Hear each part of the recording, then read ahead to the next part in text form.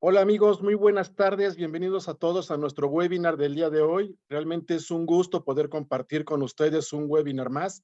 Y bueno, muchísimas gracias por su conexión, esperando que cumpla con todas las expectativas que vamos a tener y todas las sorpresas que tenemos para ustedes el día de hoy. Como siempre, les damos lo que es el inicio de lo que es nuestro webinar de certificación. Esta es nuestra segunda sesión de certificación para lo que es nuestro máster en lubricación automotriz. Recuerden que si ustedes están con más de lo que es el 70% en los 3 webinars, van a tener acceso a todo lo que es el examen de certificación. Y si ustedes tienen 2 sesiones al 100%, entonces también tienen acceso a lo que es el examen de certificación. Eso quiere decir que si ustedes no entraron en el primer webinar, pero este segundo y tercero lo cubren al 100%, van a tener acceso a este examen para poder lograr su certificación. Vamos a compartir con ustedes lo que es el QR para que puedan visualizar todos los webinars que hemos tenido durante este año, y esto lo van a poder hacer a través de nuestro canal de YouTube de ITR. Entonces, donde dice canal de YouTube de ITR, pueden escanear este código y van a accesar a esta parte de lo que es precisamente los videos de los webinars anteriores. Asimismo, el otro QR es el grupo de Telegram, donde ustedes pueden acceder a lo que es el grupo de Telegram, donde estamos compartiendo toda la información y asimismo estamos subiendo lo que son las invitaciones para los nuevos webinars y nuevos eventos que tendremos. En esta ocasión, les decía, tenemos el máster en lubricación automotriz sesión 2 que tenemos programado para poder obtener lo que es la certificación.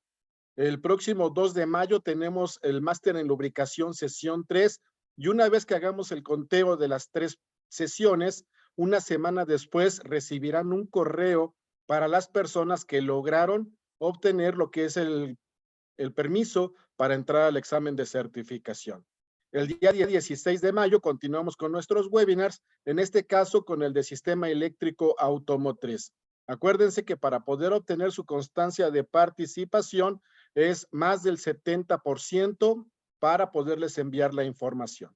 Normalmente tardamos 5 días para poder enviar lo que es el reconocimiento. Así que por favor, si no lo reciben mañana o el lunes, no se preocupen. Recuerden que son 5 días para poder obtener este reconocimiento. Y asimismo, para las personas que están en México, podemos tener lo que es el reconocimiento de la SEP. Nada más debieron de haberse asegurado de poder colocar lo que es su CURP para poder hacer el trámite correspondiente. Acuérdense, los que empezaron el día de hoy, 2 sesiones, el de hoy 18 de abril y el 2 de mayo al 100% y podrán obtener lo que es la oportunidad de realizar el examen de certificación. Esta certificación, acuérdense que no la hacemos nosotros, es un agente externo, es un organismo certificador, en este caso el organismo certificador es SAMSANS, y sale el certificado bajo el nombre de especialista en lubricación automotriz. ¿Qué necesitamos? Primero, que realicen el examen y segundo, que obtengan una calificación igual o superior a 8.5.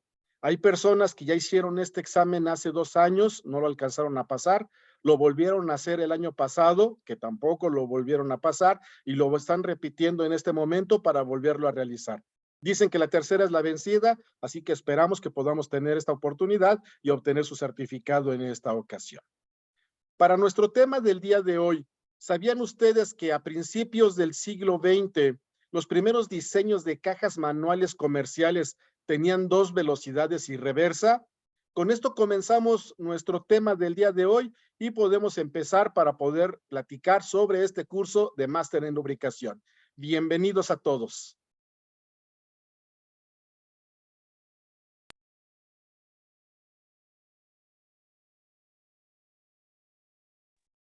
Perfecto, muchas gracias, Inge Cedar. Entonces, pues vamos a dar inicio a este ya segundo módulo de nuestro máster. Como bien lo mencionaban, es súper importante para todos aquellos que apenas van a estar en este segundo módulo, que presten mucha atención. La verdad es que vamos a tratar de ser lo más breves para ustedes, pero sin dejarlos con todo este tipo de contenido que es de suma importancia para ustedes. Entonces, siguiendo esta lógica de los módulos, ya habíamos visto origen de los lubricantes, que nos ayudó nuestra compañera Perlita.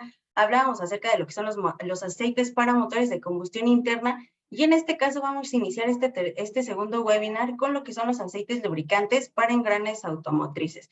Y siempre ustedes saben que vamos definiendo primero cómo es el sistema en donde se va a estar desempeñando el aceite lubricante para poder entender un poco más acerca de cómo es esta composición. Entonces, nosotros sabemos que un aceite va a estar desempeñándose en cualquier sistema, pero es de suma importancia saber la complejidad de ese sistema para poder definir el paquete de aditivos, si a lo mejor requiere una base sintética o mineral. Entonces vamos a comenzar por definir qué es un engrane. Un engrane es algo tan sencillo como una rueda dentada. De hecho, si ustedes pueden ver en la imagen del lado izquierdo, podemos ver que estos engranes tienen unos dientecitos, los cuales dependiendo de su configuración, tamaño, metalurgia, vamos a poderlos aplicar en un sinfín de, en este caso, aplicaciones tanto automotrices como industriales. Los engranes van a tener 3 funciones principales. Todo esto va a depender de acuerdo a su geometría. Una de ellas puede ser capaz de transmitir potencia. Vamos a también ver que pueden aumentar o reducir la velocidad según nosotros lo indiquemos. Y por último, incluso van a ser capaces de cambiar o no lo que es la dirección del movimiento. Ya les comentaba, los engranes tienen mucha participación tanto a nivel automotriz como a nivel industrial. Sin embargo, recuerden que esta certificación que traemos para ustedes es automotriz. Entonces, el día de hoy vamos a hablar acerca de lo que son las transmisiones manuales y lo que son los diferenciales. ¿Qué es una transmisión manual? Bueno, pues como ustedes lo pueden ver aquí en pantalla, una transmisión manual va a ser este mecanismo encargado de, podemos llamarlo así, de transmitir el giro y la fuerza generados por el motor. Ya nos explicaba Alan, bien me acuerdo cuando hablábamos del tema de aceites para motores de combustión interna, que dentro del motor se transforma la energía calorífica que se adquiere a través de algún combustible, como lo puede ser la gasolina o el diésel, o con esta tendencia de cuidar el medio ambiente y reducir un poco de costos, los motores convertidos a gas. Entonces, toda esa fuerza debe de ser canalizada. ¿Por qué? Porque si no, toda esa fuerza haría que el auto, el componente, salieran volados, porque no hay alguien que transmita y que canalice toda esa fuerza que se está generando en el proceso de combustión. Es por eso que los automóviles tienen lo que conocemos transmisiones. La transmisión manual, bien nosotros la conocemos, va a ser la encargada de ir multiplicando el torque o la velocidad según el proceso que nosotros le vayamos indicando. Para todos aquellos que sabemos manejar lo que es una transmisión manual, sabemos que dependiendo de las velocidades es como se va a meter o bien cómo se va a ir moviendo el motor o en este caso todo el conjunto. Ahora bien, este tipo de transmisiones también vamos a encontrar que van a tener distintas relaciones de velocidad e incluso va a tener lo que es una reversa. De hecho, en el ¿sabías qué? Decían, ¿no? Que las primeras transmisiones manuales solo contaban con 2 velocidades. Hoy en día sabemos que así como los motores han ido evolucionando, también en la parte de las transmisiones ha habido cierto cambio. Y recuerden, todo va evolucionando de acuerdo a qué. Uno de ellos, que sean cada vez mucho más eficientes, incluso ya contamos con algunas aleaciones de metales para hacer estos mecanismos mucho más ligeros, pero sin que pierdan su eficiencia. Entonces, eso es lo que va a hacer la transmisión manual. Y como lo pueden observar en la imagen que tenemos del lado izquierdo, la mayoría de los componentes de la transmisión manual que son los engranes. Entonces, ¿qué es lo que va a cuidar el aceite lubricante? Pues toda esta metalurgia y sobre todo algo muy importante, los dientecitos de este juego de engranes. ¿Por qué? Porque si nosotros pudiéramos definir cómo es el contacto cómo es el primer contacto que hay con un engrane, sería un choque. Posterior a ese choque, una vez que estos dientes se embonan, van girando y van transmitiendo cierta potencia, cierta carga. ¿Qué va a pasar a la larga? Bueno, nos vamos a dar cuenta que si no se utiliza el lubricante correcto, estos pequeños dientecitos de los engranes se pueden comenzar a afilar, se pueden disminuir de grosor, se pueden llegar a rayar o incluso quebrar. Cuando un diente o cuando un engrane ya no puede girar, ¿qué es lo que va a pasar? Pues que todo el sistema se va a detener, ya no va a poder trabajar. Entonces va a ser muy importante el tipo de aceite lubricante que debamos de colocar a la transmisión manual. Veíamos que otro tipo de sistemas automotrices en los que vamos a encontrar, que se encuentran principalmente todo lo que son los engranes, es en el diferencial. El diferencial va a tener una función principal y esa va a ser la de permitir que las ruedas puedan o lleguen a girar a diferentes velocidades. Y todo esto recordamos que tienen un propósito. En este caso sería que se deslicen por falta de tracción. Si llegara a pasar esto, pues el usuario o la persona que va manejando perdería el control de la unidad. Les repito, todo esto, toda esta nueva evolución de los sistemas va enfocados al confort y seguridad también de los pasajeros y del piloto, que es el principal. Entonces, vamos a ver incluso que aunque en ambos componentes hay sistemas de engranes, tienen cierta participación, pues los aceites van a ser diferentes. ¿Por qué? Porque muchas veces como son para la misma aplicación, tendemos a pensar que podemos ocupar el mismo tipo de aceite para la caja, para una transmisión manual, que para un diferencial, pero no. Recuerden que nosotros siempre les hemos hecho la siguiente recomendación, y es para yo poderte recomendar un aceite, necesito que tú me digas qué es lo que te recomienda el manual del fabricante. Entonces, dependiendo de esas condiciones que te está recomendando el fabricante, ahora sí yo te puedo hablar del tipo de aceite que yo tengo y que te puede funcionar en ese sistema. Entonces, nosotros siempre decimos, hay que hacer esa recomendación, ¿vale? Entonces, vamos a pasar a hablar acerca de lo que es un aceite lubricante. Perlita, Alan, en temas anteriores, nos explicaron que cualquier aceite lubricante va a ser una mezcla científicamente balanceada. De hecho, hacían mucho énfasis en esta parte de científicamente balanceada. ¿Por qué debe de haber un balance? Recuerden que en todo, incluso en la vida, debe de existir este balance. Ni cosas en exceso, ni cosas que nos hagan falta. En este caso, esta mezcla científicamente balanceada nos habla de la proporción de aditivos que le vamos a colocar y sobre todo la cantidad. Hablábamos en el tema de origen de los lubricantes que para la industria automotriz hay una cierta cantidad de 12 tipos de aditivos que son los que más se ocupan. Y bien nos decían, pues de esos 12 aditivos tú vas a crear tu paquete. Vas a elegir en promedio entre 6 y 8, dependiendo del aceite, de la función de ese aceite lubricante, para crear el paquete de aditivos que va a necesitar de acuerdo a las características y funciones. En el tema de motores, Alan nos decía, por ejemplo, en este tipo de aceites es indispensable el aditivo detergente y dispersante. ¿Por qué? Porque a lo mejor durante este proceso de la combustión y el material particulado de azufre que trae el combustible se puede generar suciedad en exceso o bien pueden estar ingresando al sistema. Entonces, Alan nos decía, este paquete de aditivos es clave para este tipo de sistemas. En el caso de los aceites para engranes automotrices, ya sea para transmisión manual o el diferencial, vamos a ver que el paquete de aditivos cambia. De hecho, si se dan cuenta, la base sigue siendo la misma, ya sea que nos pidan un aceite mineral, que recuerden provienen del proceso de refinar el petróleo, o bien una base sintética, que se formula mediante una reacción química en un laboratorio. Una vez que ya identificamos este tipo de requerimientos, nos vamos al paquete de aditivos. Aquí en pantalla estábamos viendo el ejemplo de más o menos cómo es que se ve este paquete de aditivos de aceites para engranes automotrices. Tenemos el aditivo antidesgaste. Recuerden que el desgaste va a ser esta pérdida de materia que se va a generar o se va a llevar a cabo por un proceso conocido como fricción. La fricción es este roce que hay entre superficies metálicas. ¿Por qué? Porque la película lubricante no es la correcta, no es la adecuada. Entonces, un aditivo antidesgaste va a prolongar la vida útil de esos componentes. Aditivo antiespumante, un clásico que no puede faltar en cualquiera de estos productos. ¿Por qué? Porque siempre que hay movimiento, cualquier líquido va a tender a generar espuma. La espuma decíamos que es aire atrapado. Recuerden, el aire no lubrica, al contrario, remueve la película lubricante y deja sin protección a este tipo de componentes. Un clásico también que no puede faltar en este tipo de aceites principalmente es el aditivo de extrema presión. Ya les decía yo, el primer contacto que hay de un engrane con otro engrane es un choque. Posterior a este choque, y dependiendo de la configuración del sistema del cual estemos hablando, van a tener que soportar los dientes ciertas condiciones de carga, presión. Entonces, si no hay un aceite con este tipo de aditivos cuando se requiera, los dientecitos del engrane van a comenzar a afilarse, se van a comenzar a rayar.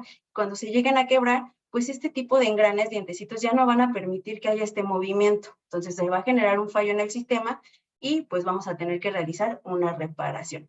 Otro tipo de aditivos, aditivos inhibidores de la oxidación. Recuerden que los metales no se oxidan. El único que se llega a oxidar es el aceite lubricante. ¿Por qué se oxida? ¿Por qué se degrada? Pues principalmente por las condiciones de altas temperaturas a las que es sometido o bien condiciones ambientales que también pueden estar afectando el uso. Es por eso que siempre se dice en cuanto a rendimiento, cambiar cada cierto tiempo en meses, por ejemplo, cada 6 meses, o bien por kilometraje en el caso de los aceites para motores de combustión interna, de cada 10 a 15,000 kilómetros, según lo que te diga el fabricante. Entonces recuerden, el que se oxida únicamente es el aceite lubricante. Tenemos otro tipo de aditivos que nos van a ayudar ahora sí a proteger las superficies metálicas, como lo son los inhibidores de la herrumbre y corrosión. ¿Qué es herrumbre? Ataque que sufren los componentes metálicos por estar en contacto con el agua. Inhibidores de la corrosión va a ser el ataque que va a aparecer nuevamente en superficies metálicas, pero en este caso por estar presente algún tipo de sustancia ácida o bien algún componente de este tipo. Entonces, así es como se vería de forma más o menos lo que es la composición de un aceite lubricante para este tipo de aplicaciones.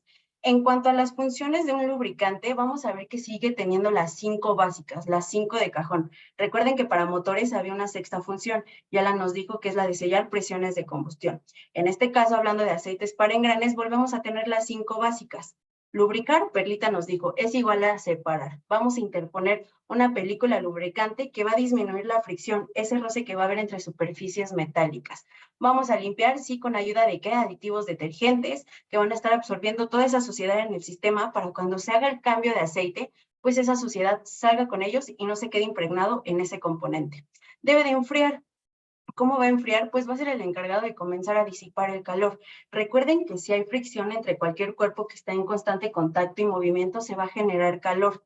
El calor puede generar ciertos defectos o alteraciones en los metales. Entonces, el aceite debe comenzar a disipar ese calor para reducir este tipo de problemas. Proteger contra la herrumbre y corrosión, justo acabamos de ver que le vamos a añadir a este aceite básico mineral o sintético, aditivos inhibidores de herrumbre y corrosión que van a proteger las superficies metálicas. Y por último, pero no menos importante, nuestra quinta función de reducir ruidos y vibraciones. Recuerden que nosotros lubricamos para prolongar la vida útil de cualquier sistema. Entonces, cuando de la nada nosotros detectamos que hay un ruidito, algún cascabeleo, que algo no se siente parejito en el sistema automotriz, ¿qué decimos? Luego es como, ya está fallando algún componente, algún sistema, voy a levantar el cofre a ver si desde aquí lo puedo detectar o si no, agendo mi cita con el mecánico para que haga una revisión. ¿Por qué? Porque ese ruidito no era normal. Si se está lubricando de forma correcta, con la película lubricante correcta y con los aditivos necesarios, El ambiente de ese sistema debería ser un trabajo armonioso. No deberían de existir este tipo de problemas. Entonces, si se dan cuenta, las funciones siguen siendo las básicas que nos mencionaba Perlita en origen de los lubricantes. En cuanto a las características, claro que vamos a ver un cambio. ¿Por qué? Porque de acuerdo al paquete de aditivos van a ser las características que va a tener de desempeño cada lubricante. Por eso decimos, es una mezcla científicamente balanceada. Cada aceite trae una formulación y porcentaje de aditivos distintos. Eso es lo que los distingue. En este caso de este tipo de aceites vamos a tener que la principal, ya les he hablado yo, soportar cargas. Estas condiciones de cargas nos van a ayudar a contrarrestar los posibles efectos en los dientes de los engranes o en la metalurgia, lo que son los aditivos de extrema presión. Estos van a comenzar a reaccionar químicamente o endureciendo los dientes de los engranes cuando se vaya incrementando la temperatura en el sistema. ¿Para qué? Pues para prolongar la vida útil y que sirvan de película de sacrificio. Que el aditivo se sacrifique y pierda potencia o que pierda este tipo de beneficios y no el sistema que estamos lubricando. Otra característica debe de ser estable el proceso de oxidación. Claro, ya también veíamos que para eso añadimos aditivos inhibidores del proceso de oxidación. Y también añadimos los que son los aditivos inhibidores de corrosión y herrumbre, que es el cuadrito que sigue. Una característica que a lo mejor no hemos mencionado es la compatibilidad con sellos.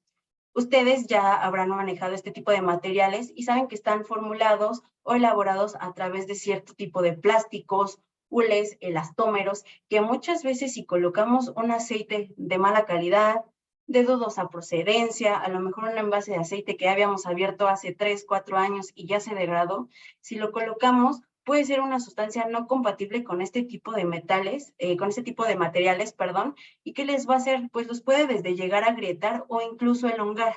Si un sello se llega a elongar, ¿qué creen? Pues el sistema ya no va a poder trabajar a las presiones para las cuales ha sido diseñado. Entonces también es muy importante esta parte.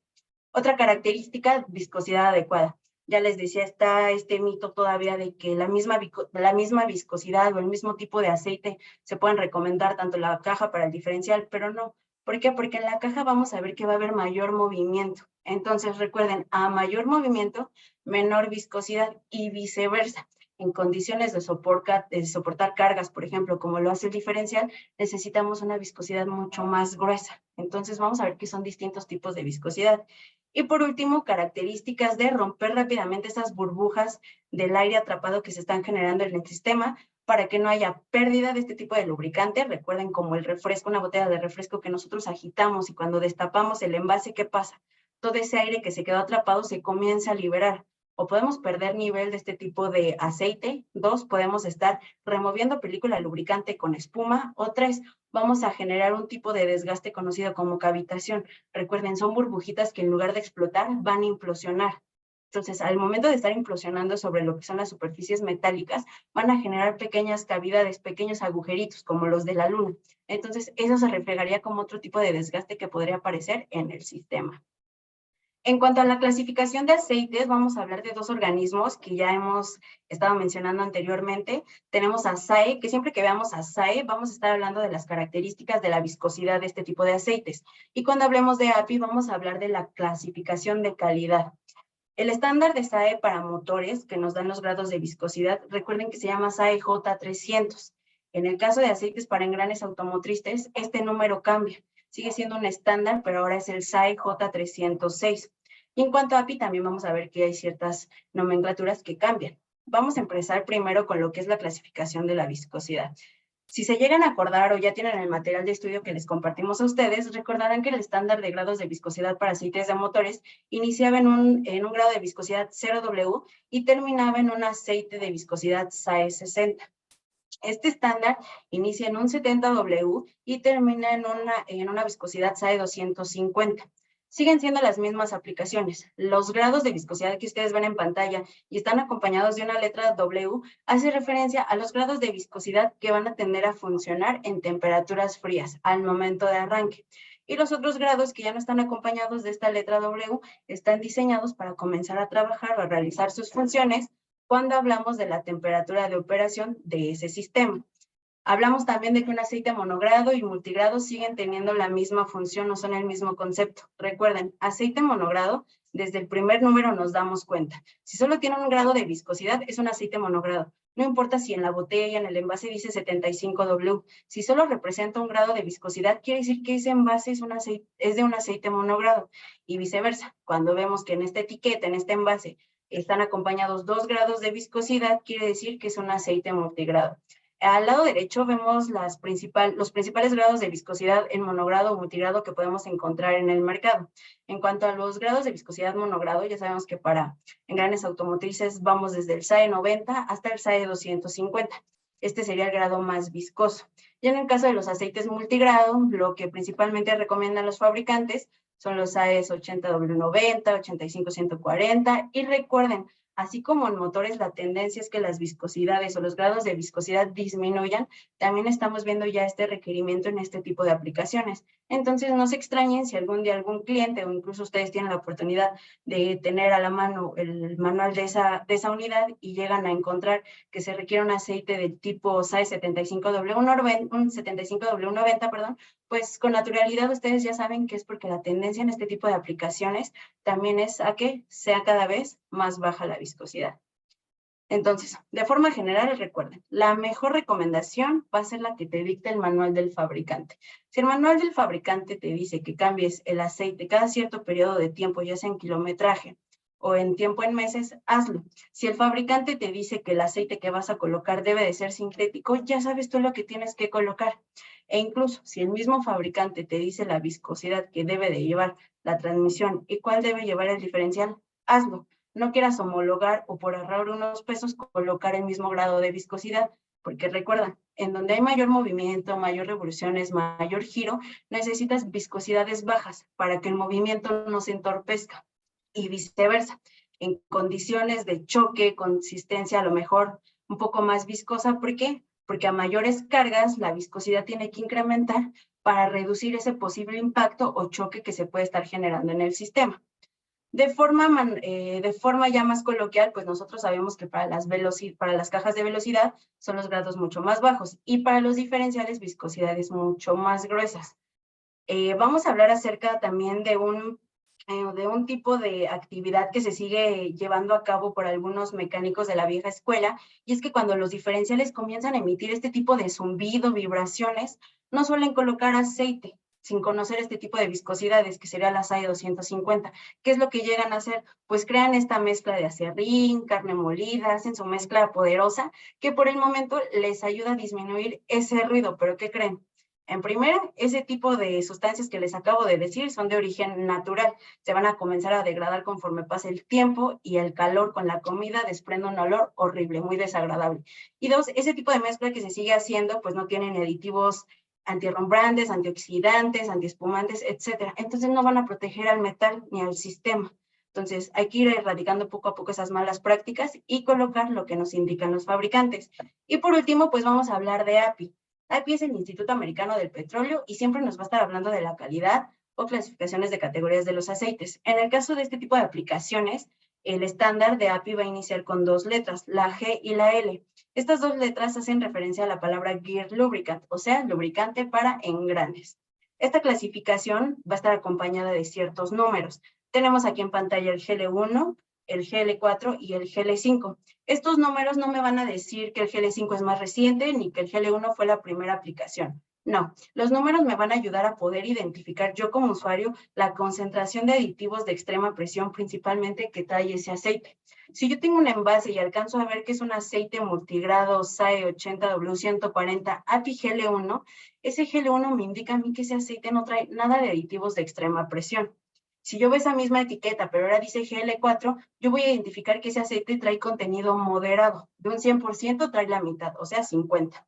Y si esa misma etiqueta ahora yo la veo y trae un GL5, quiere decir que ese aceite tiene un alto contenido de aditivo de extrema presión. Recuerden, aquí no nos vamos a dejar llevar por la lógica de que el número 1 fue el primero en salir y que el 5 es lo más reciente. No, aquí tenemos que identificar la metalurgia de estos metales que están configurados en el diferencial y en la transmisión para poder identificar los requerimientos de clasificación API. ¿Por qué? Porque como lo vemos en pantalla, un API GL5 tiene alto contenido de aditivo de extrema presión. Este aditivo de extrema presión trabaja bien, sí, recubre ciertas ciertos componentes de este tipo de engranes, y ya les decía yo, se adhiere a lo que son los dientes y los protege de este soporte de carga, choque constante. Pero ojo, en metales ferrosos. Si yo coloco este tipo de aceites en metales nobles, aleaciones, o en este tipo de metales amarillos muy nobles, ¿qué va a pasar? Pues a altas temperaturas este aditivo se vuelve un enemigo. Va a reaccionar químicamente con esos metales nobles y los va a comenzar a carcomer, los va a picar. Entonces, es muy importante identificar cuál es el requisito, y todo esto viene en los manuales de fabricantes de esas unidades. Y viceversa, nosotros podemos encontrar que a lo mejor un GL1 es mucho más barato que un GL5, pero el fabricante me pide un GL5, ¿qué va a pasar? Pues como el GL1 no trae nada de este tipo de aditivos, a lo mejor sí va a lubricar, a lo mejor sí va a disminuir la fricción, pero ¿qué creen? No va a proteger esas condiciones de soporte de cargas. Entonces, en un periodo de tiempo no muy largo, no muy constante, ¿qué va a pasar? Pues vamos a presentar ciertos problemas con los dientes de los engranes. ¿Por qué? Porque como no estaba este aditivo de extrema presión, no había nadie que los recubriera, no habría nadie que se sacrificara por ellos al soporte de cargas o condiciones de choque. Entonces, ¿qué va a pasar? Pues va a haber un daño también en la transmisión. Entonces, siempre hay que hacerle mucho caso a los fabricantes. En este caso ya vimos que las viscosidades siguen siendo las mismas, monogrado 1 grado, multigrado 2, y lo único que tendríamos que estar checando es esto, la cantidad de aditivo de extrema presión que requiere el fabricante de ese sistema. ¿Vale? Entonces, antes de pasar a al segundo tema del día de hoy, los voy a dejar con mi compañero Alan para que nos vaya diciendo, que nos vaya repitiendo la dinámica para todos nuestros compañeritos que apenas se conectaron, ¿va? Entonces, no me despido, no sé si Alan ya andas por aquí de regreso. Hola, Viri, sí, ya estamos aquí. Ahora sí que para continuar con el curso del día de hoy. Vale, pues adelante, Alan. Muchísimas gracias. Bueno, como lo estaban comentando al inicio, vamos a tener 3 temas el día de hoy. Así que vamos a dar unos pequeños segundos para poder continuar y que nuestro siguiente ponente, el ingeniero Pedro Cervantes, se vaya preparando. Así que déjenme compartir pantalla de manera rápida y volvemos.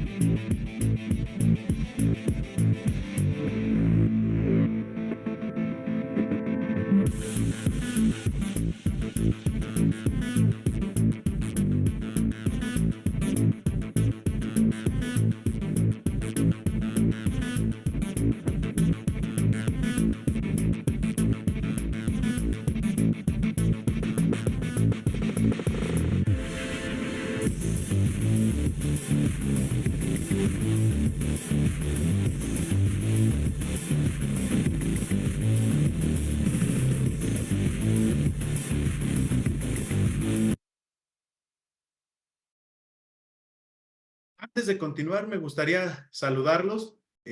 Como ven en pantalla, tenemos lo que es el calendario de los próximos webinars. El día de hoy tenemos la segunda sesión de esta certificación de máster en lubricación automotriz. La siguiente sesión será el 2 de mayo, donde estaríamos finalizando este curso que se da anualmente de forma electrónica por esta vía Zoom.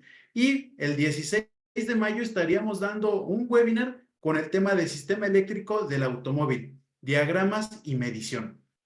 En estos webinars, a los que estén presentes más del 70% total de la sesión, se les estará enviando una constancia de participación. Es muy importante que recalquemos un punto, que esta constancia se les estaría enviando vía correo electrónico dentro de los 5 días hábiles siguientes. ¿Esto qué quiere decir? Que para el siguiente viernes ya estaríamos terminando con el envío de estas constancias. Y si ustedes consideran que estuvieron el tiempo aproximado para que sean ganadores de esta constancia, por favor les solicitamos que nos envíen un correo en itr@rochefrance para que nosotros verifiquemos el tiempo que estén o que hayan estado en esta sesión. De igual manera, les queremos comentar lo que sería la dinámica para poder realizar el examen. Esta va a ser la siguiente diapositiva. Antes teníamos lo que es el grupo QR de Telegram en la diapositiva anterior, pero como ya contamos con un canal de YouTube, ahora tenemos dos códigos QR que los invitamos a que los escaneen. Uno los va a guiar directamente a nuestro grupo de Telegram, donde no nada más nosotros colocamos lo que es el material de estudio o la presentación o los links de registro para las siguientes sesiones. De igual manera, hay compañeros que preguntan cosas técnicas en cuanto a sus automóviles o algunos casos que tienen y entre todos damos una solución.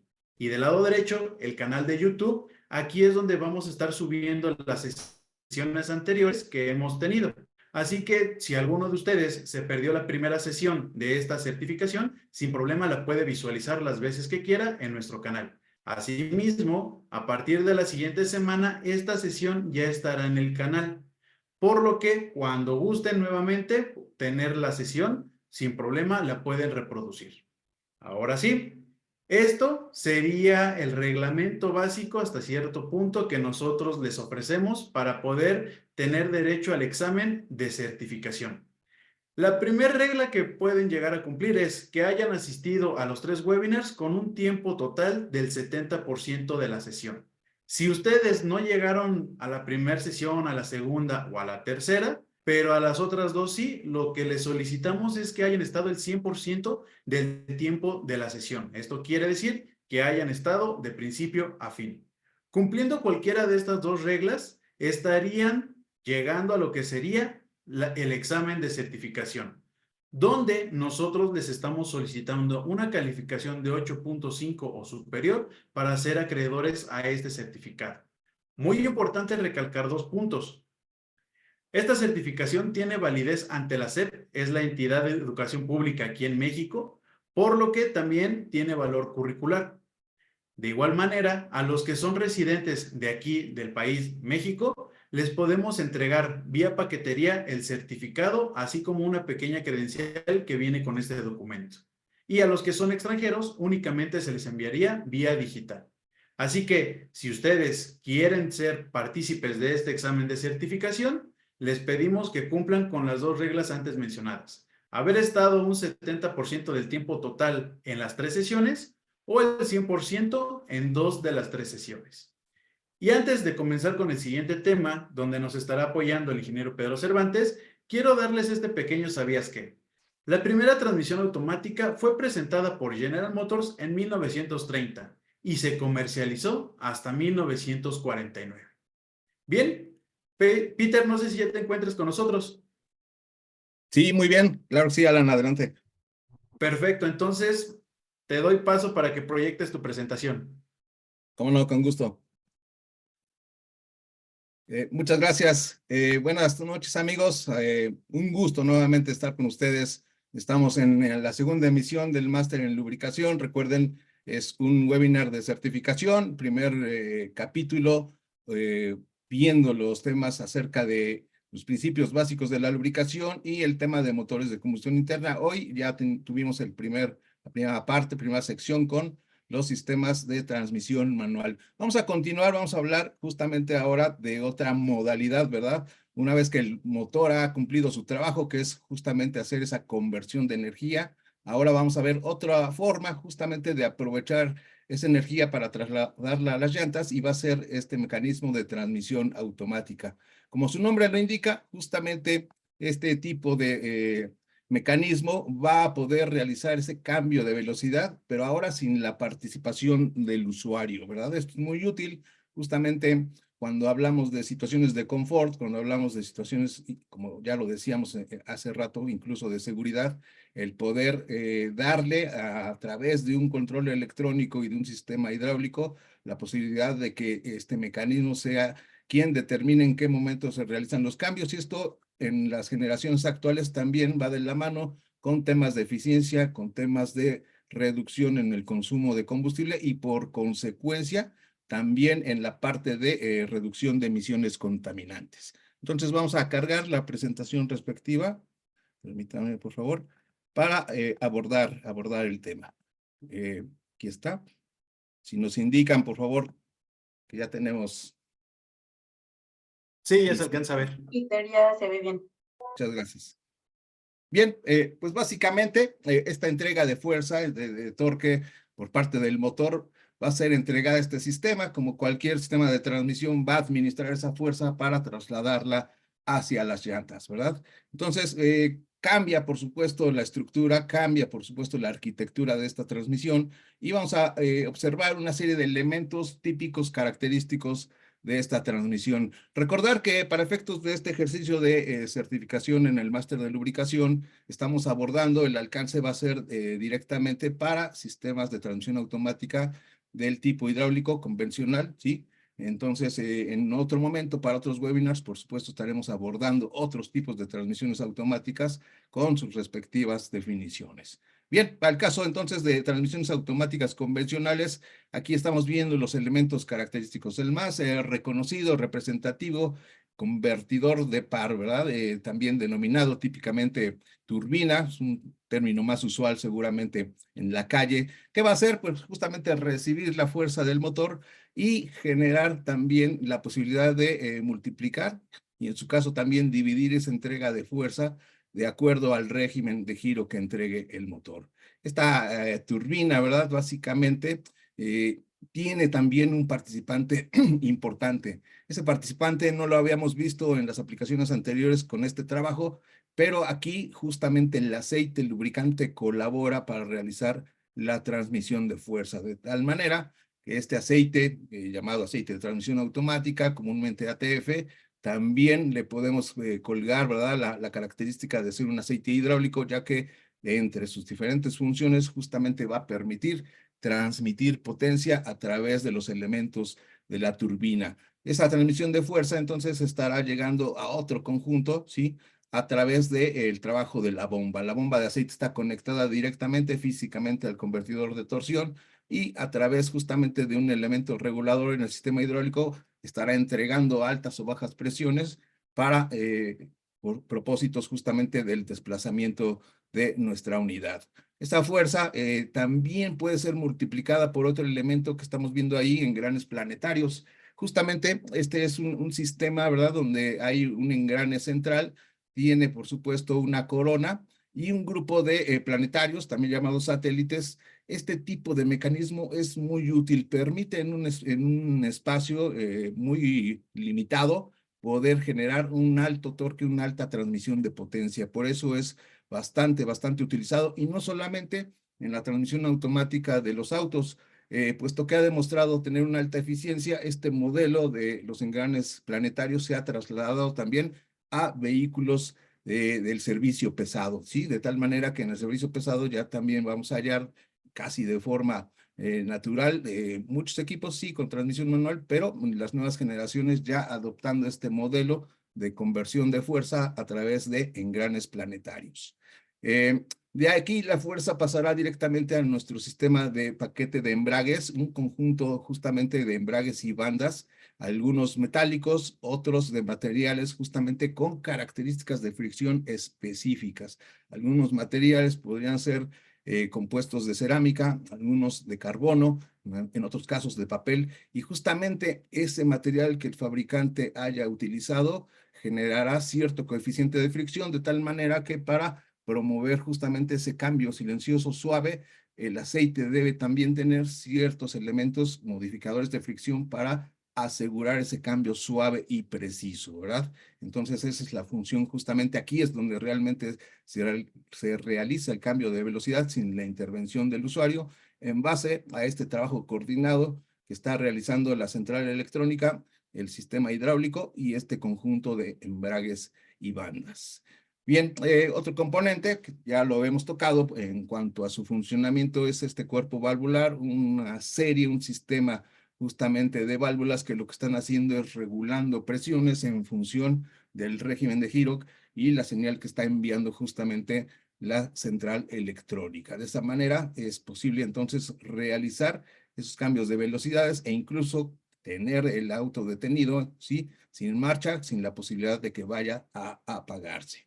Pues así es como funcionan estos elementos, pero por supuesto decíamos que el aceite cubre otras funciones, por lo tanto este aceite ATF tiene que tener características poderosas, tiene que tener una formulación más robusta justamente para cumplir las funciones típicas que debe realizar un aceite que ya conocemos: lubricar, limpiar, enfriar, proteger contra el rumbre y corrosión, eliminar ruidos y vibraciones, pero ahora además transmitir potencia. Por ello vamos a formular este aceite ATF justamente con básicos de muy alto grado de refinación. En el primer capítulo ustedes conocieron una clasificación justamente para los aceites básicos y se mencionó que el grupo 1, pues, el más típico, una mejor refinación podía producir básicos grupo 2 y una justamente refinación más severa podía generar básicos grupo 3, que también pueden denominarse sintéticos de origen mineral. Entonces aquí justamente para la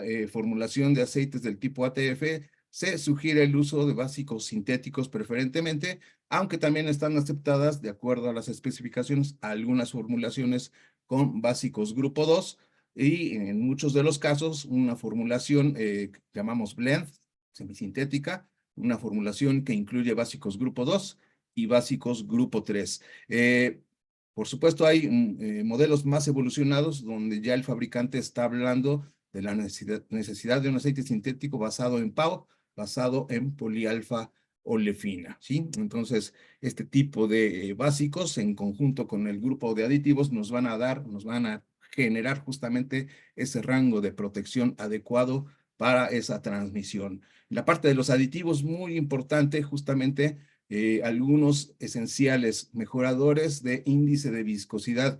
Esta transmisión va a estar operando definitivamente en una condición donde la temperatura puede variar significativamente a partir de bajas temperaturas o altas temperaturas. Entonces ya sabemos que para asegurar nuestra viscosidad, aún ante los cambios de temperatura, debemos mantener esa estabilidad y es el aporte que brindan justamente los mejoradores de índice de viscosidad. Aditivos antiespumantes, este aceite va a estar seguramente bajo un flujo importante, acelerado, de tal manera que se va a generar espuma. Ya nuestra compañera Viri nos platicó que la espuma se considera también un contaminante. Algunos efectos ya los platicaba: remover la película de protección y en ciertas condiciones de alta o baja presión puede producir también la implosión de la burbuja, un tipo de desgaste hacia los elementos mecánicos de la transmisión, ¿sí? Entonces, parte de los aditivos necesarios durante la formulación de nuestro aceite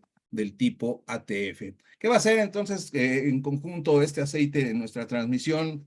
Cuando hablamos de protección nos referimos a que debe realizar justamente una transmisión de potencia adecuada en los elementos del convertidor de torsión, del sistema hidráulico, y ya decíamos, cumplir las funciones esenciales: lubricar, separar, nos decían, ¿verdad? Justamente enfriar, disipar calor y proporcionar limpieza también. Proteger contra efectos de ataque de agua, herrumbre, contra efectos de ataque de ácidos, corrosión. Y, por supuesto, brindar esa sensación de generar un cambio de velocidad suave y constante, ¿sí? Eso es lo esperado, las funciones requeridas para nuestro aceite ATF. Por lo tanto, debe tener ciertas características que le van a brindar justamente esta combinación, esta mezcla científicamente balanceada, y estamos viendo ahí algunas. El aceite va a durar mucho tiempo en servicio.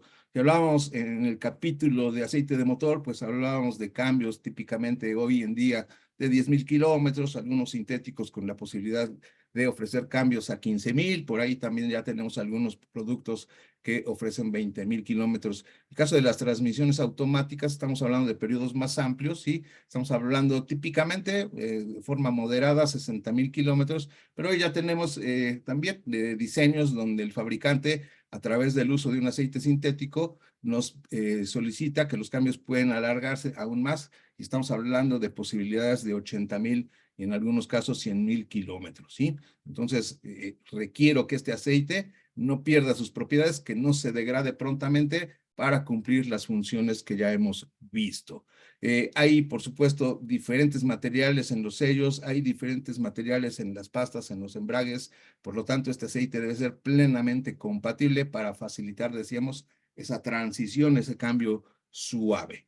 Ya hablábamos de condiciones de baja temperatura, ya platicamos de la espuma, y puesto que decíamos no necesariamente va a haber materiales ferrosos, este aceite debe ser plenamente compatible tanto con elementos ferrosos como no ferrosos ferrosos e incluso otros materiales que ya describimos en el caso de las pastas. Es una formulación, sí, definitivamente más robusta.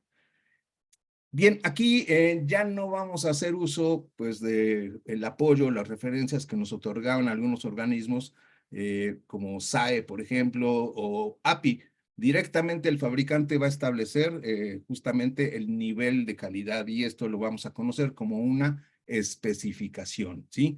Entonces, ahí en la información de entrada nos decía Alan, oye, primer fabricante General Motors, sí, por supuesto, y por lo tanto General Motors se convierte en el primer actor en generar especificaciones. Hay, por supuesto, una serie de evoluciones de este fluido, de tal manera que hoy en día tiene, por supuesto, un aceite de alta calidad denominado Dexron 6. Sin embargo, vamos a ver ahorita un calendario de cómo ha ido evolucionando este aceite desde el nivel ATF tipo A, tipo F, hasta el día de hoy el estándar Dexron, que ha pasado por diferentes revisiones. Las más conocidas seguramente son Dexron 3 en su nivel H, y hoy en día Dexron 6, vehículos, camionetas de modelo reciente de General Motors, apoyando el uso de un aceite ATF que cumpla Dexron 6.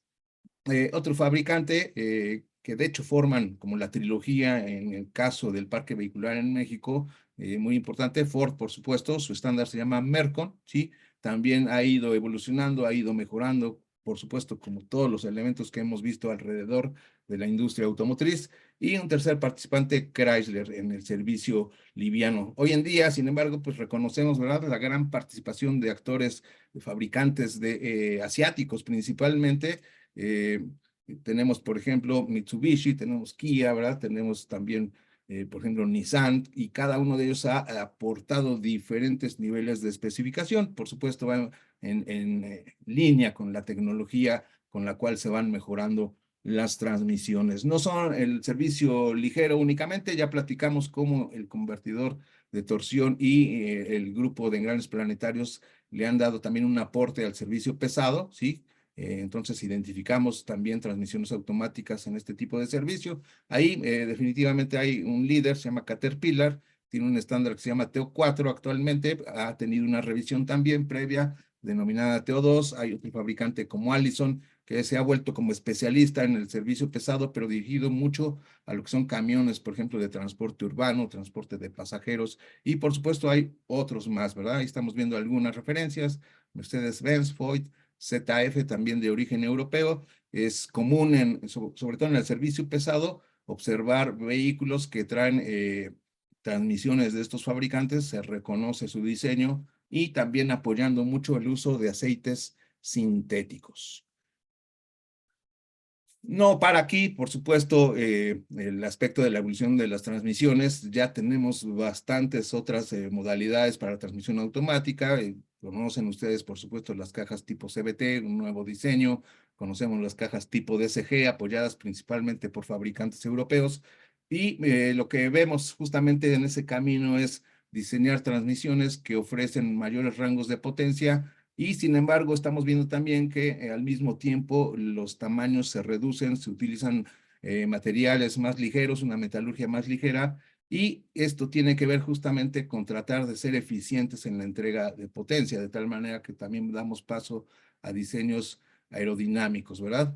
Esto, por supuesto, tiene un impacto en el aceite y en el medio donde trabaja. Mayores temperaturas, el aceite tiene que estar justamente circulando bajo una tasa de presión mayor, y esto nos lleva necesariamente a reformular justamente al aceite ATF, ¿verdad? Estamos viendo ahí también que en algunos casos los volúmenes de aceite han disminuido, y por supuesto hay nuevos materiales para pastas, nuevos materiales en embragues que posibilitan el uso de otros modificadores de fricción. Entonces son parte de los elementos que van cambiando y que obligan a revisar las especificaciones de aceite.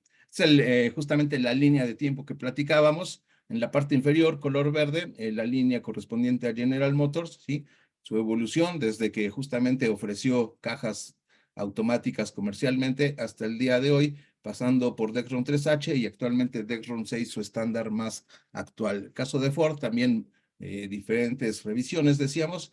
Hoy en día las más conocidas son Mercon 5 y ha tenido ya una serie de revisiones donde nos hablan de que los aceites sean cada vez de un rango de viscosidad más bajo. Pues ya tenemos aceites de baja viscosidad, justamente Decron 6 se considera un ATF de baja viscosidad, y el caso de Ford tiene una variante que se llama Ford Mercon LB, también de baja viscosidad, y todavía ha ido un poco más allá. Ya tenemos una versión ULB, Ultra Low Viscosity, también reconocida como un aceite de muy baja viscosidad. De hecho, este prototipo ya lo están empleando muchos autos del tipo híbrido.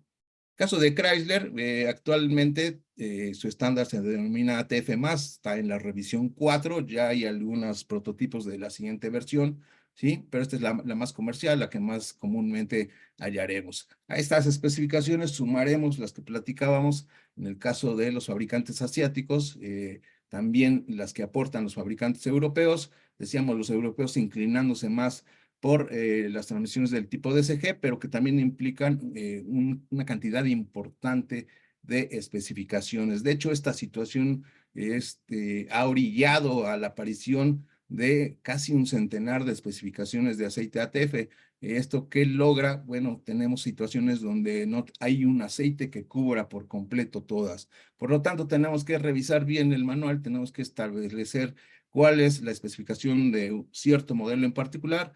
Nos repetimos a sus órdenes, un correo a itr@rochefranz.com para alguna consulta en específico, ya que no hay consultas genéricas. La versión, la especificación de un aceite ATF puede variar en un modelo de Ford como Fusion de un año a otro de manufactura, entonces sí tenemos que estar haciendo esa verificación, ¿sí? Este caso de las transmisiones automáticas suele ser delicado. El caso del aceite de motor, pues ustedes lo han visto, ¿verdad? Podemos a veces modificar la viscosidad y probablemente no alcancemos todos los beneficios que otorga el motor, pero puede trabajar. En el caso de la transmisión automática, definitivamente hacer uso de un aceite que no corresponda, sí puede tener implicaciones directas e inmediatas en el desempeño, desde un funcionamiento erróneo, un cambio atípico, no lograr justamente esa condición de suavidad, velocidades que se bloquean, sensación de que se saltan las velocidades, justamente patinamientos son algunos de los efectos que están ligados en unos casos con la calidad del aceite, en muchos casos con la falta de nivel de aceite, y por supuesto hay muchos otros casos que tienen que ver con condiciones mecánicas, ¿verdad? Pero también el uso de un aceite incorrecto puede, por supuesto, dañar nuestros elementos de pastas en discos y embragues, ¿sí? Entonces, es muy importante tener siempre presente cuál es el nivel de calidad que me está solicitando determinado modelo. Ya para cerrar, pues hablaremos un poquito de la caja CVT. Estamos viendo justamente que está integrándose de manera importante en el parque vehicular. Reconocer, ¿verdad?, que este principio pues, sobre el cual trabaja es básicamente un variador y un juego de poleas, de tal manera que aquí se presentan ciertos elementos diferentes de fricción. Ya tenemos entonces que generar una protección contra justamente este contacto que existe metal con metal en el caso del variador y las poleas. Por lo tanto, las formulaciones van a cambiar. Es común, ¿verdad?, que la formulación de CVT sí sea distinta de la de caja automática convencional. Sin embargo, todo en este camino de evolución, de cambios, de mejoras, también está orillando a que ya hay algunas propuestas de un aceite universal que pudiera ser utilizado en ambos casos, pero siempre es necesario revisar las especificaciones para asegurar que es posible. De inicio, nuestra primera sugerencia, aparte de revisar el manual, es sí tener la conciencia de que no necesariamente el aceite ATF le va a quedar para la protección de la caja CVT y viceversa. En algunos casos mencionamos ya hay algunas propuestas de solución, pero la nota más relevante, más importante es siempre observar nuestro manual de mantenimiento, ¿sí? Esto sería entonces un poco acerca de la información referida a las transmisiones automáticas y entonces continuamos, Alan, si nos ayudas, por favor. Claro que sí, Peter. Ya estamos aquí de regreso para ya entrar al último tema que sería refrigerantes anticongelantes. Igual si me das chance de compartir pantalla, porfa, Peter, Sí, gracias. claro, sí, gracias. Y antes de darle entrada nuevamente a nuestra compañera Viri, tenemos una pequeña foto, una pequeña imagen de lo que es el calendario de los próximos webinars. Ya lo vimos anteriormente. El siguiente va a ser el 2 de mayo y el siguiente webinar del mes de mayo es el 16, que sería el sistema eléctrico del automóvil. Un pequeño ¿sabías qué? Antes de entrar al tema de refrigerantes, el radiador fue inventado por Carl Benz y patentado en 1885 para ser adaptado a su carruaje sin caballos como solución ante la constante evaporación del agua que usaba para enfriar sus motores y así mantener el líquido debajo de su punto de ebullición. Con esto estaríamos entrando ahora a lo que sería sistema de enfriamiento o incluso refrigerante o anticongelante, que nos estaría apoyando mi compañera Viri. ¿Ya estás con nosotros, Viri? Sí, claro que sí, Alan, ya estamos de vuelta. Perfecto, pues adelante. Gracias.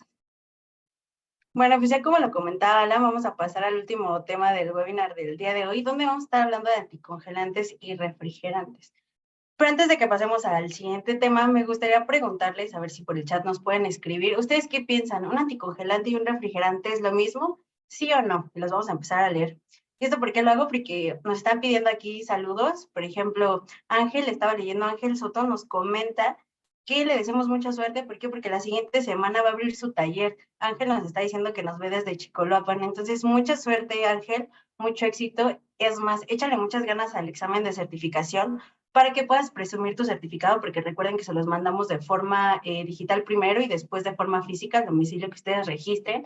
Entonces, estaría bien padre que ahí en tu negocio, en tu refaccionaria o taller que vas a abrir, pues lo tengas ahí colocado, ¿no? Y veamos que uno más del ITR se certificó, en este caso tú. También hay que mandarle saludos a los profes de SEDVA que ya nos escribieron aquí en el chat, que nos están viendo. Saludos a Alex Villarreal y a Toñito, también muchas gracias por estar aquí con nosotros. Incluso también tenemos aquí a nuestros compañeritos de Autopartes Alab, por ejemplo, Edgar Aguilar, que anda ahí por la sucursal de Iztapalapa, siempre nos dice que nos ve y que se inscribe a los cursos.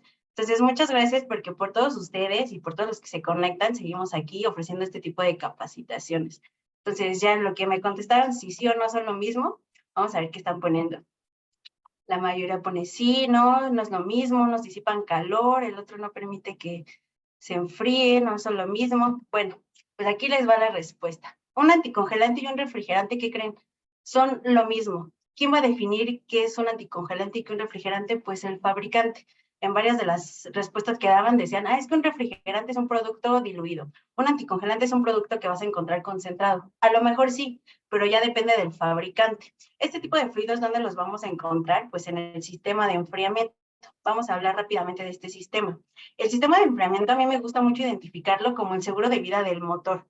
¿Por qué? Porque el motor trabaja a cierta temperatura. Pero ¿qué pasa si a lo mejor esa cierta temperatura de repente se llega a incrementar o hay algún problema de comienzo de incremento de temperatura? Pues necesitamos de alguien que le esté avisando al motor, ¿no? Para saber qué hacer en ese caso. Entonces, por eso a mí me gusta mucho identificar este tipo de sistemas como el seguro de vida del motor. Entonces, el sistema de enfriamiento va a ser el encargado de estar regulando justo eso, la temperatura del motor. Y como estamos viendo que es un sistema, pues tiene ciertos componentes. Entonces recuerden, sistema igual a componentes. No podemos eliminar ningún componente de este sistema, ¿vale? Sí lo podemos reemplazar, porque así como todos los motores o a lo mejor algún componente automotriz tiende a fallar, pues también los elementos de este sistema. Entonces únicamente hay que reemplazarlos. Por ejemplo, cuando hablamos de este tipo de mangueras, si se dan cuenta, tienen un número de serie. Ese número de serie le ayuda a la persona que les va a vender el reemplazo de esa manguera a identificar el grosor, el tipo de hule, las condiciones de soporte de altas temperaturas o vibraciones, todas esas características. Entonces, por favor, no hay que remover ninguno de estos componentes que aparecen en pantalla. El primero de ellos lo tenemos, el radiador, que también se suele conocer o es muy bien conocido porque es el intercambiador de calor. Tenemos un depósito, que es donde colocamos este producto, llamémosle anticongelante o refrigerante, un tapón que también tenemos que tener mucho cuidado con las condiciones en las que se encuentra este tapón, porque, les repito, es un sistema, trabaja a ciertas condiciones y en este caso a ciertas presiones. Si ese tapón no está bien sellado, el producto se puede comenzar a evaporar, porque recuerden, va a estar ebulliendo este producto. Puede haber incrementos de temperatura porque se va a vaciar el depósito o un sinfín de fallas. Entonces hay que revisar también las condiciones y que selle de forma hermética. Tenemos estos ductos o mangueras que les comentaba yo, son los que nos van a ayudar a transportar este fluido por todo el sistema, que se pueden llegar a agrietar, que se pueden llegar a romper. Sí, ¿por qué? Porque recuerden, soportan altas temperaturas y altas vibraciones. Entonces, tarde o temprano, si a lo mejor levantamos el cofre, podemos ver que hemos perdido cierto nivel en el depósito, pero a lo mejor no hubo un incremento de calor, de temperatura. Pero si hay una ligera fuga, podemos detectarlo desde el color que estén salpicadas las mangueras.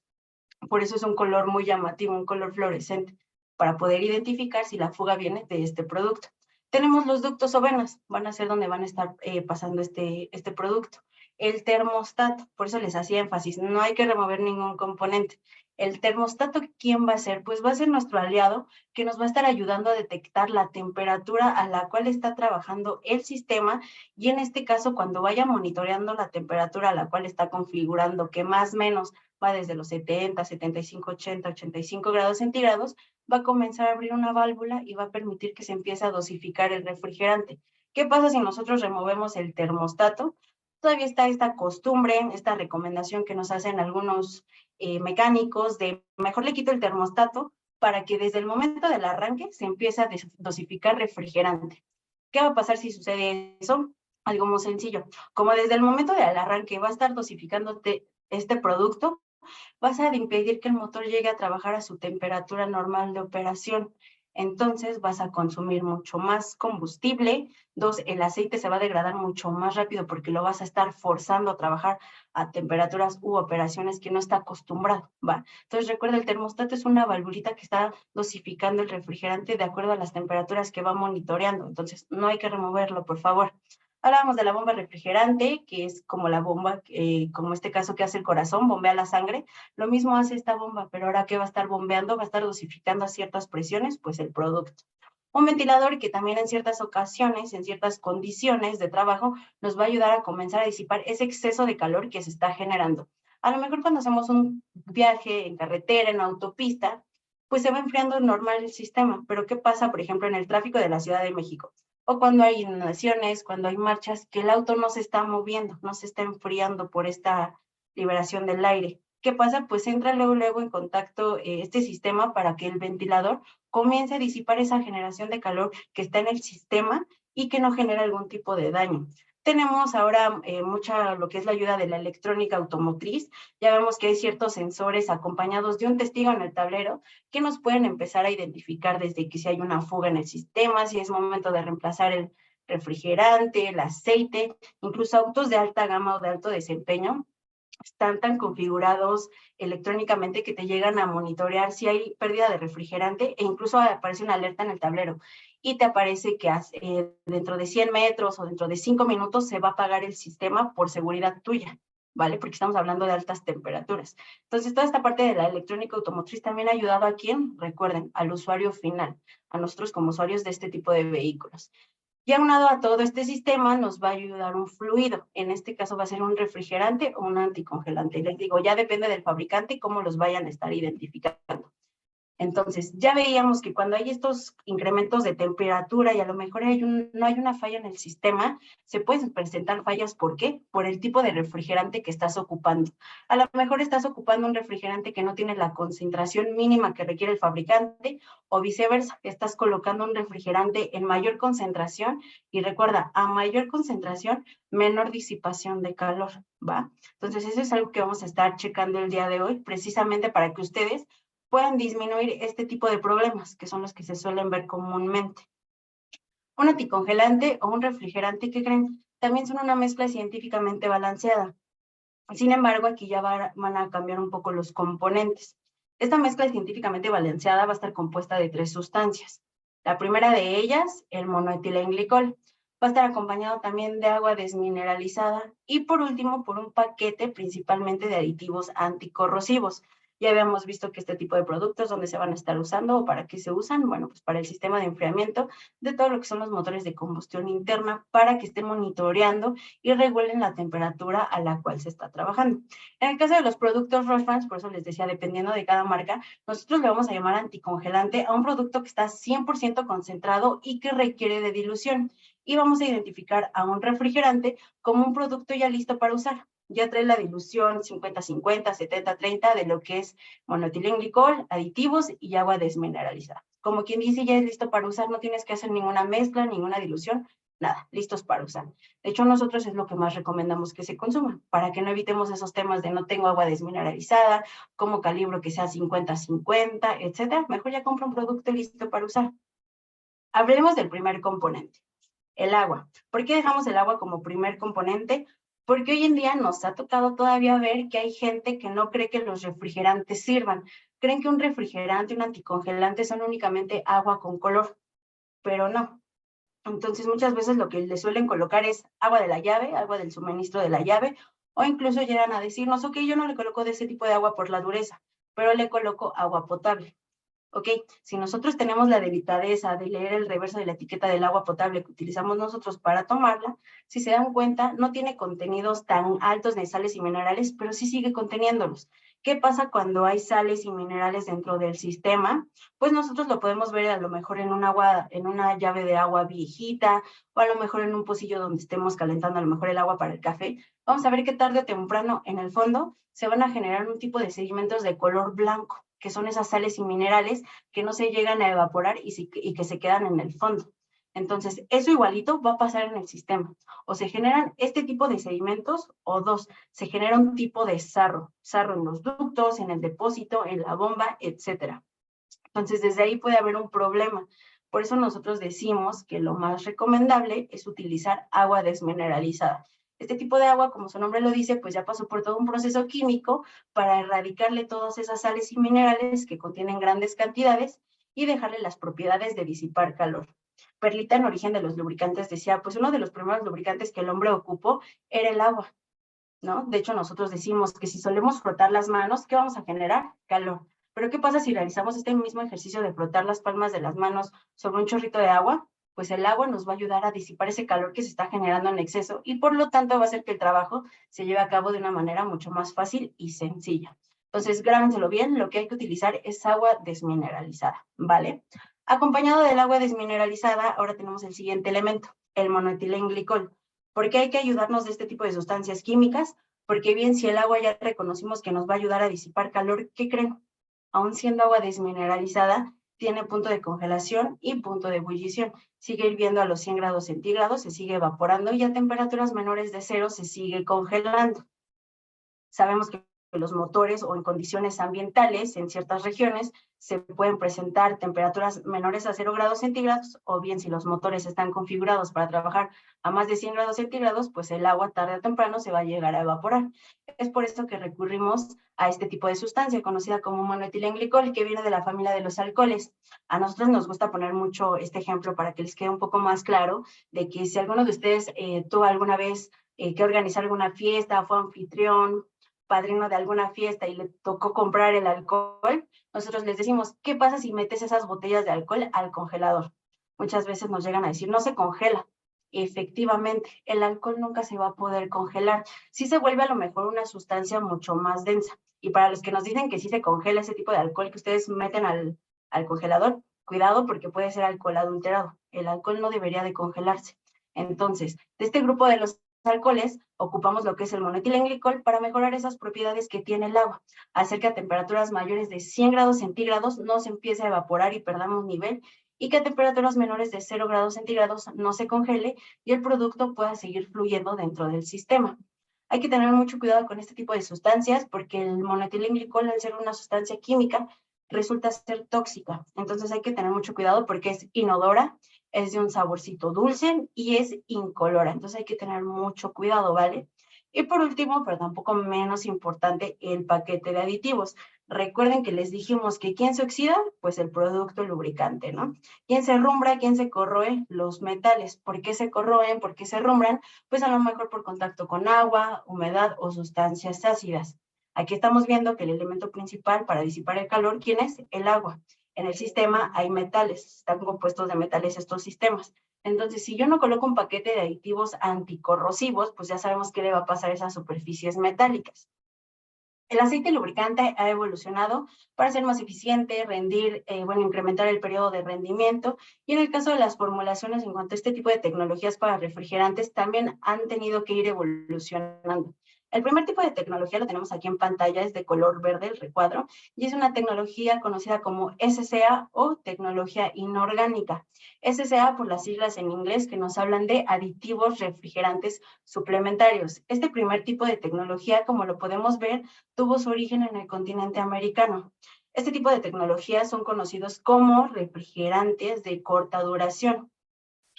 Corta duración, esto quiere decir que aproximadamente cada 6 años se tenía que estar readitivando el producto porque los aditivos se agotaban de una forma muy rápida.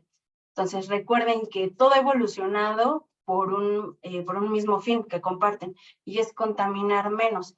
Este tipo de tecnología es inorgánica. Cuando se vuelve un residuo, o sea, un producto que ya no podemos utilizar para lo que lo compramos, ¿qué pasa? Pues se vuelve un desecho. Pero si es un desecho tóxico, imagínense el impacto que genera hacia el medio ambiente.